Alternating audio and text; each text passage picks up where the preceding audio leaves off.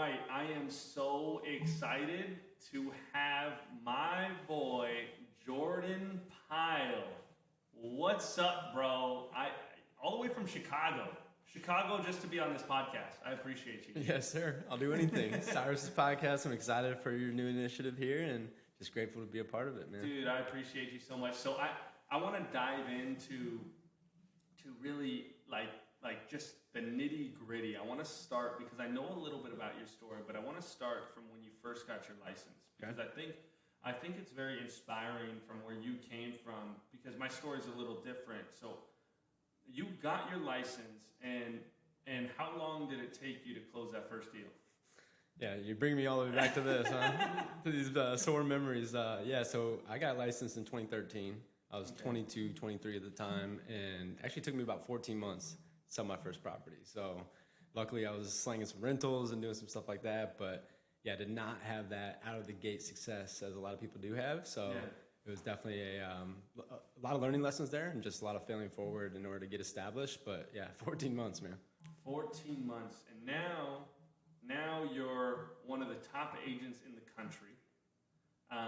You are one of the top agents in your market, and the best thing about it is you're an amazing person.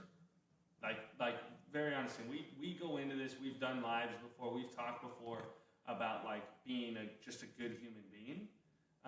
But what fascinates me more is like how you went 14 months without having any business when you first got in this, and now you are where you are. So what changed? How did you get from doing no business to doing so much business? Yeah, well, it feels like a lifetime ago, but I think in the beginning you just try a lot of different things, right? You're trying to figure out what works. You're trying to figure out what works for your different interests, your personality, and you're just trying a lot of things, and you're hitting a lot of dead ends or a lot of roadblocks, right? And I think for me, the difference in what happened was I was trying to do everything myself. I was trying to be creative instead of just following kind of the fundamentals and, the path that other people have kind of forged before me.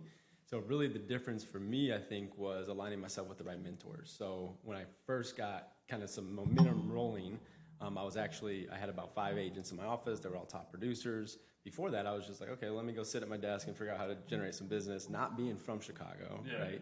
Fresh out of college, not knowing how to actually sell real estate, not knowing any of the buildings. So I realized I was being a little bit short-sighted. Yeah. And so I was like, hey, I'm going to just go and say, offer my services, offer my help to 5 of the top agents in the office and start to get the experience and start to learn. So I think just by kind of like, riding on their coattails and understanding how they negotiate, how they talk to people, their communication, what actually they're focused on a daily basis, a weekly basis that's moving the needle in their business, that allowed me to really see the light and like, okay, I can actually go do this. It's a lot more simple than I'm making it, and I was trying to make it a lot more complex than it needed to be.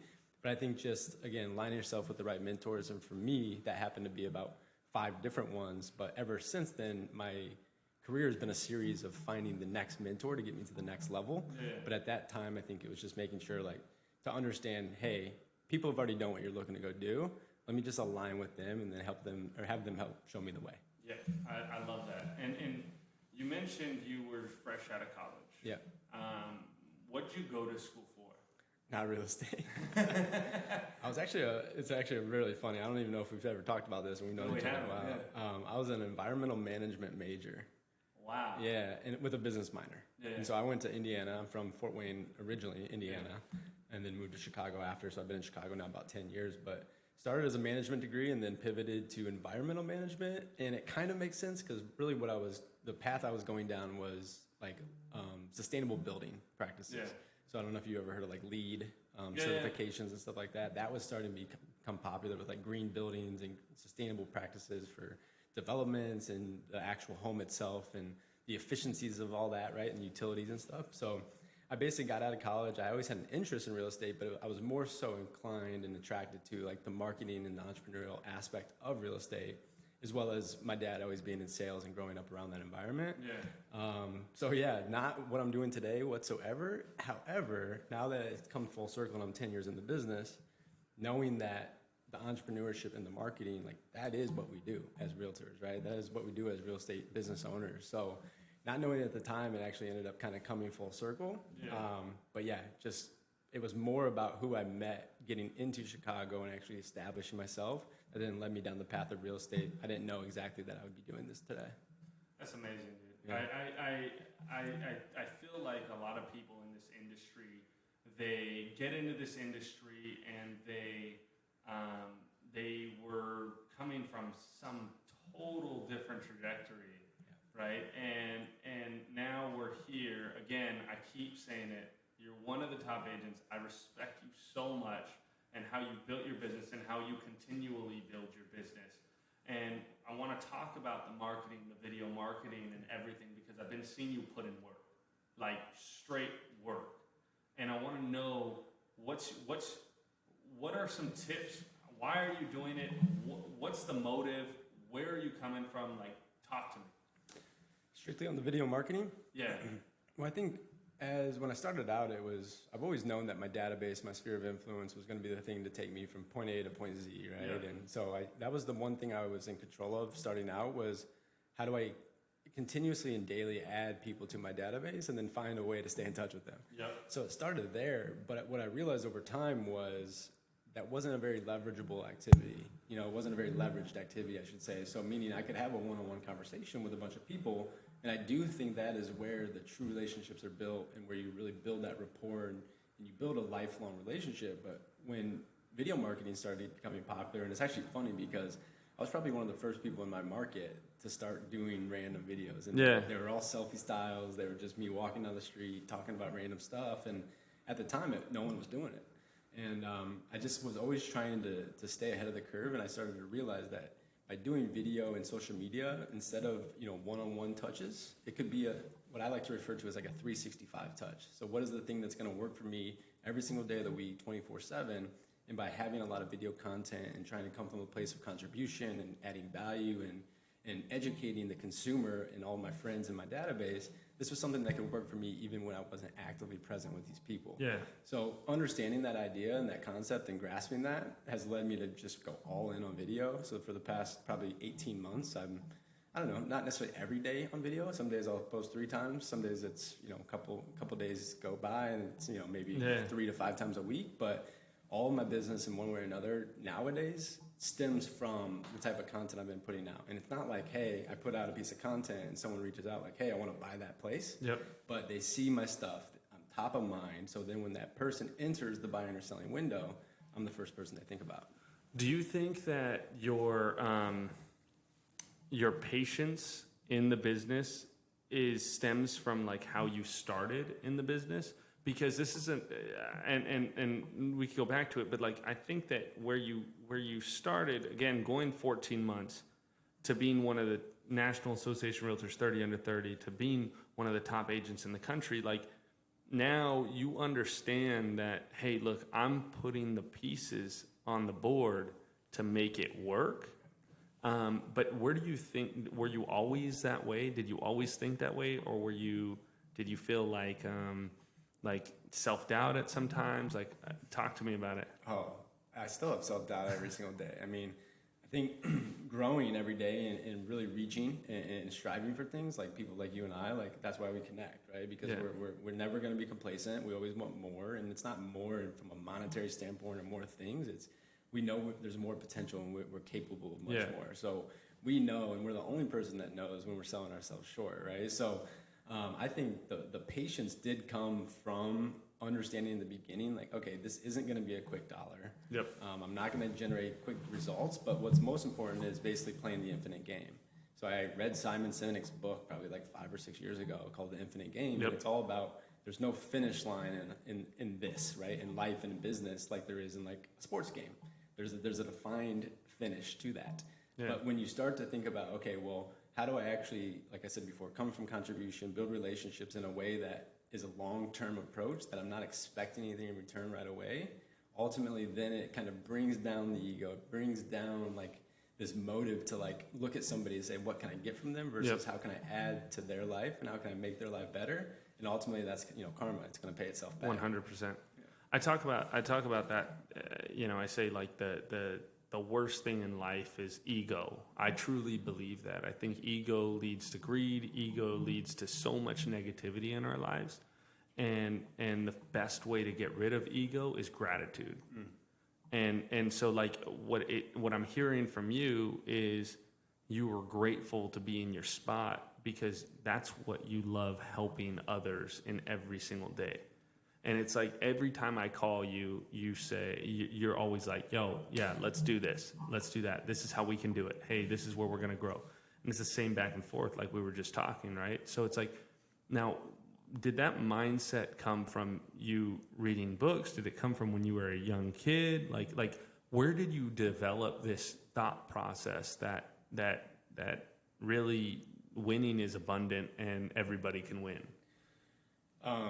Yeah, that's a great question. I definitely think I had a lot of mentors along the way, as we talked about at the very start of this conversation. But they helped me see this.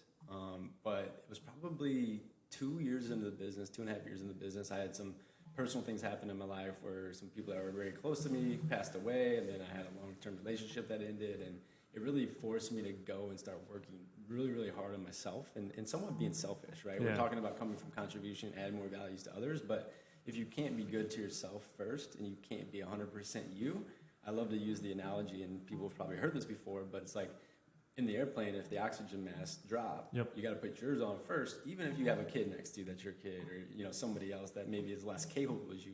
You can't go and serve the world 200% unless you're 200% yourself. So 100%. I went all in on personal development. It was reading books. It was having a morning routine. It was meditating. It was, like you said, gratitude. And a mentor of mine, Tommy Choi, who I reference all the time because he's been such a huge influence in my life, his quote and kind of his philosophy is growth through gratitude.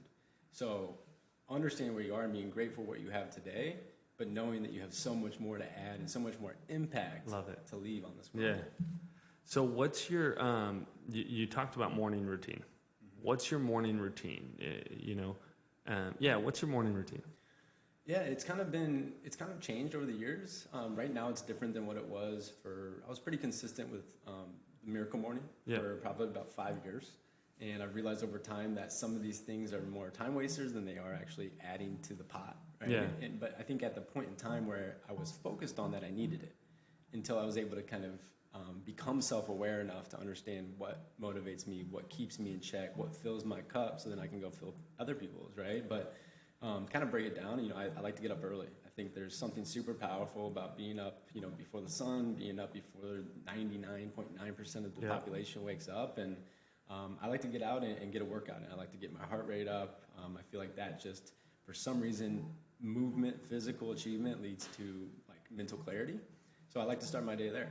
So it's waking up early, it's getting a workout in. Typically right after that, I like the counterbalance of getting my heart rate up and then meditating right after. Love it. I don't know what it is about it, but it just kind of settles me out. And then from there, typically reading 10 pages of some type of book, and then I'm getting into my day. What's your if you had to recommend one book to somebody to read that just got into the business? This is let's talk about a mindset, whatever it is. Like, what book would you recommend to somebody that just got into the business? Well, first off, I'm going to say my favorite book of all time is not a real estate book, but I encourage everyone to read it. It's called The Untethered Soul by Michael Singer, and it teaches you how to be aware of your subconscious voice, the little devil on your shoulder, and to be able to kind of hear it, but then be able to formulate opinions and understand what reality is versus what your subconscious is saying, right? So that's the first thing.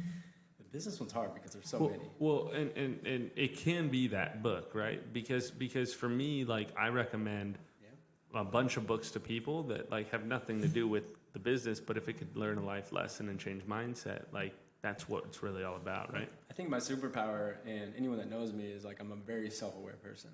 I observe, I kind of understand where I'm at in every room that I'm in, and I think that book did teach me that situational awareness. So even though it isn't a real estate book, going off of what you're saying, it taught me how to understand who I am, to know that, okay, this might be the path that I know I need to take forward, even though typically this is scary or it's uncomfortable because it's new. It's kind of like you're like in a dark cave, right? And you can't see in front of you, but as soon as you take one more step closer to the light, you can see a little bit further. And then you take another step, you can see a little bit further. So I think being able to harness that, like, okay, this subconscious is trying to protect me. My brain is always going to be trying to protect me. Feel it, understand if it's reality or if it's fake, and then move forward anyways. Yeah. I think that's so powerful. And I think that your story specifically, like, it resonates with so many people because especially, like, I truly believe that getting into the business in this time right now is probably going to be one of the hardest times for someone to get in the business. And so what kept you motivated when you were in the business and you're going through this time, and maybe, I don't know, maybe your colleagues or your sphere of people that you knew, like, were your peers were doing business, like, what kept you motivated? Was it that mindset? Was it, like, talk to me? I would say it's sheer desire. I love that. Knowing, like, Think and Grow Rich, like, I'm going to just keep dropping books and stuff because I love it, you know, but the first chapter in that book is about desire and having that burning passion that you may not know what it looks like, but you know whatever it is, you're going to continue to chase after. Yeah. So I love Matthew McConaughey's quote. He talks about, like, who is the person, who's his role model, who's his hero? And he says, it's me 10 years from today. Wow. Because he says that always gives me something to chase, because even when I catch up to him in 10 years, he's still going to be 10 years ahead of me. Yeah. So I think just knowing, like, I'm in a business that, and my dad taught me this, and he was like, you want to get into a career that you're not going to have a ceiling, and ultimately you're going to get out of the business what you're willing to put in. And so I never wanted to be in a place where I knew I was going to be complacent, where I was ever going to have a cap. So knowing that, yes, it might take me 15, 20 years to build what I really, truly want to build. I'm going to have roadblocks, hiccups along the way, but just maintaining that desire and knowing it's all going to work out because I'm in control. No other external factors are. Yeah, they're going to come in and they're going to impact different things. But at the end of the day, like, it's up to me to go make this happen, and then aligning myself with other people like yourself and building these growth environments and intentionally putting myself in these areas. If I fail, what do I have to lose? You know, my back was already up against the wall, right? So how much further can I go backwards? I can only go forward. I love that. I love that. Fail fast, fail often, and fail forward. Well, that's the thing. There's no failures, right? It's all just lessons. Yes. We've talked about this before. Freaking 100%. Every single time you, quote unquote, lose, you are winning because you're learning how not to do it or what you need to change in order to get to the next level. It's just another step in the game. It's just feedback. Failure is feedback. Yeah. You know? And I think that's where, like, when you and I first met and I started seeing what you were putting out and the type of info you were sharing, I was like, okay, not only is he a really successful business person, but he thinks the same way I think about when it comes to, like, personal development and, like, kind of, not necessarily spirituality, but just, like, who we are as beings and ultimately, like, how we manifest our desires. Well, it's what we were talking about right before this, right? It's like, at the end of the day, like, I truly believe in that life is about this. It's about having conversation. It's about the people around us. It's about how we can leave the world a better place. Because at the end of the day, life is this long, you know? It's so short. So it's like, why else are we here? Other than to impact and connect with people around us. Yeah. And we literally were just walking up here and we were talking about Kobe. Yep. And I use this example a lot as I've become more sensitive to this idea of, yes, I love to work. Yes, I'm going to continue working. I'm never retiring, you know, air quotes. But, like, Kobe put in all the work for 40 years to one day be in a place where he could retire and spend time with his family and his loved ones. And the next thing you know, he dies in a helicopter crash. So it really puts things into perspective. And, you know, having parents that I'm super close with, I have a sister, brother-in-law, 2 little nieces, like, that's the big why, you know. And then also, like, continue to go build and do epic shit together. Like, exactly. People like you and Sam and, like, all the people that, you know, we both know. Like, it's so exciting to know, like, we can go and create anything we want, leave the impact we want. And once you find that tribe of people that also thinks in the same way as you, like, you can do fucking anything. Infinite growth. Yeah. Freaking love it, dude. I appreciate you so much for coming on, man. I literally cannot thank you enough for coming on, coming out here and doing our thing. Before we leave, where can my people find you to be able to connect with you? Yeah, no, thank you for the opportunity. Instagram, probably the easiest. jp.jordanpyle. You can maybe throw that up on the screen or somewhere in the notes. But yeah, Instagram, you know, my DMs are always open. I love to collaborate with people. Collaboration over competition all day long. there's enough for all of us to eat, and a high tide ultimately rises all ships. I love it, man. Thank you so much, and appreciate you, brother. Thank you, Cyrus. I appreciate it, man.